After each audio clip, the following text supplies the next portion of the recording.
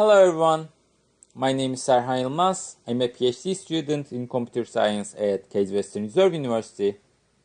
And today I'm going to talk about our study, which is about the robust inference of kinase activity using functional networks. So first of all, I would like to start by explaining why this problem is important and what kind of data that we have available to solve this problem. So first of all, with the recent developments in mass spectrometry, we have this rich information on phosphorylation, and when complemented by computational algorithms, this phosphorylation data allows the inference of kinase activities based on the phosphorylation of their substrates. And this is helpful because if we have a condition of interest, which could be a disease or this could be a perturbation like a drug, and if we want to investigate the effect of this condition on the signaling network, then we can do that by identifying some key kinases that are dysregulated with the help of these computational algorithms and the phosphorylation data. And this type of analysis has actually led to the development of novel kinase inhibitors for the targeted therapy of various diseases, including cancer, Alzheimer's disease, and Parkinson's disease. So these computational algorithms rely on mainly two types of data. First, they use the kinase substrate annotations, which essentially give information like this kinase phosphorylate this phosphosite. And secondly, they use the phosphorylation profiles provided by mass spec, which are usually normalized with respect to a control sample and provided in the form of a log fold change.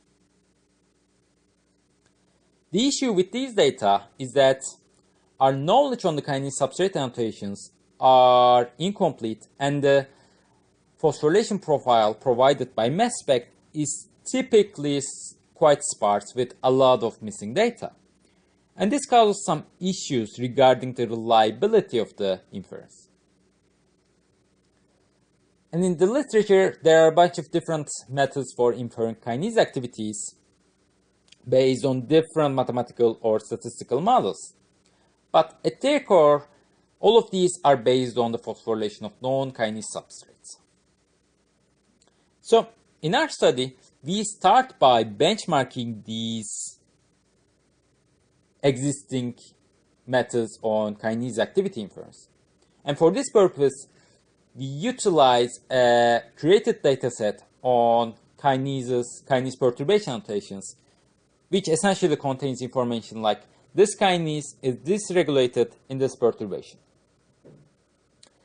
And while we are doing this benchmarking, we realize that there is this substantial bias in these kinase perturbation annotations.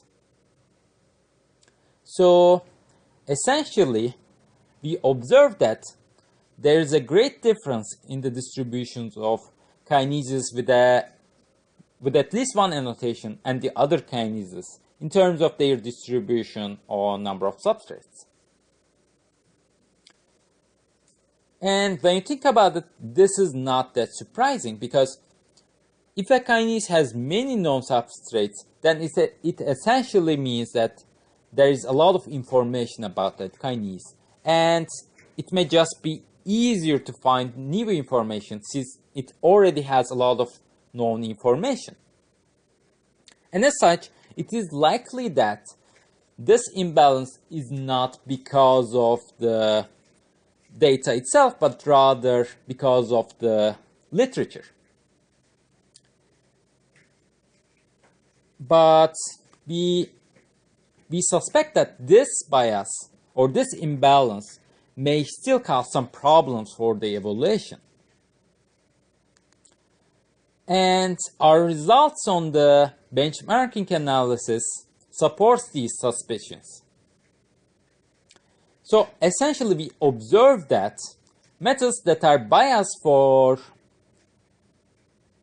rich kinases have typically higher performance assessments compared to methods that had lower bias. But when we did a robustness analysis where we hide some portion of the kinase substrates links from the inference methods, we observed that even though the methods bias for rich kinases had high performance metrics, their performances fall quickly, and then these were not robust to missing kinase substrate annotations. So essentially, we observed that these methods did not provide robust improvements. And in our study, we wanted to find a method that can provide such robust improvements. So essentially, we wanted a method that can provide consistent improvements in all parts of these x-axis. So essentially, we wanted a performance characteristics like the red curve shown in this figure. And for this purpose,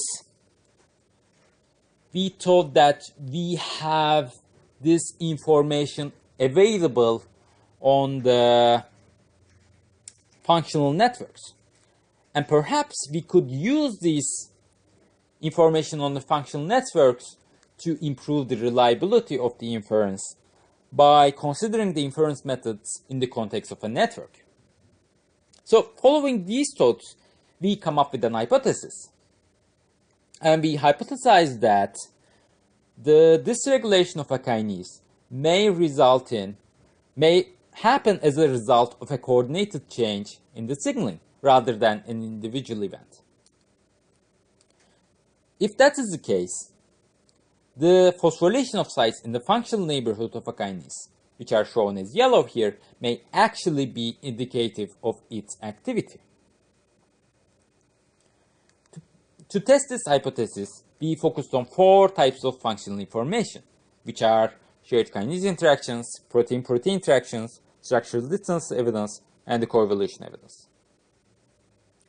For each of these 4 types of functional information, we again used the benchmarking data of kinase perturbation annotations and compared the distributions of dysregulated kinases with the other kinases in terms of the phosphorylation of sites in the functional neighborhood. And the good thing is that we observed a significant difference in the dysregulated kinases for each of these 4 types of functional informations. And this is promising because this essentially indicates that this functional information or this idea of the functional neighborhood may actually be useful for improving the kinase activity inference methods. So, motivated by these observations, we developed a network-based framework named ROCI. And ROCI essentially uses a network propagation algorithm which creates some refined phosphorylation profiles that are propagated over the network.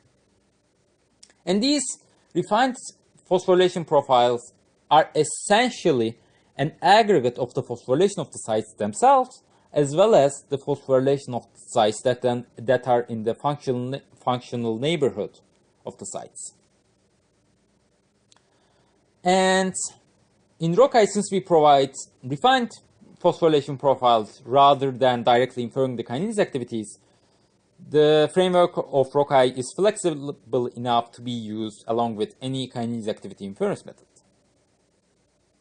So, for the network propagation algorithm in ROCI, we had a couple of intuitions that we thought the network propagation algorithms should respect. So, first of all, we thought that if we have multiple paths between 2 nodes, then this essentially should mean that there is a higher connectivity between these nodes. So, compared to having a single path, the network propagation algorithm should consider these nodes to be more similar.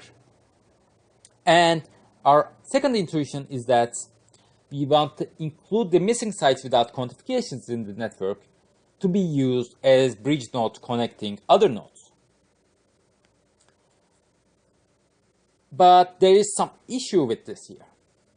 Because even though this is like a relevant site of the network that I showed you, this is like a more realistic view of the network.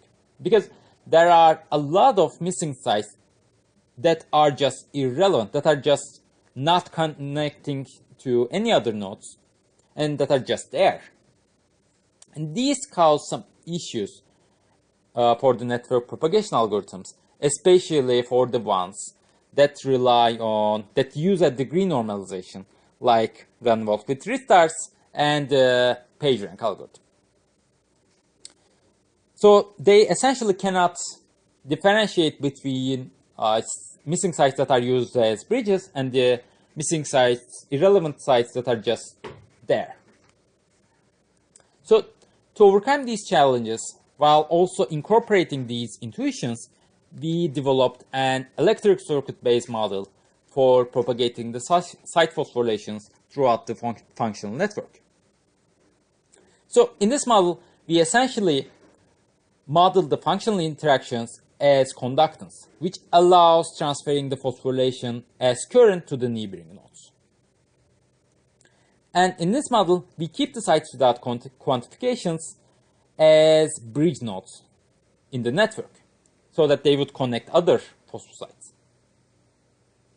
And we are able to do that because there are some useful properties of these electric circuits called the concept of effective resistance. So essentially, if we consider that if an edge has a unit resistance or conductance, and if there are multiple paths, if there are 3 paths, for example, between 2 nodes, then this is equivalent to having a single edge, which is 3 times more conductive.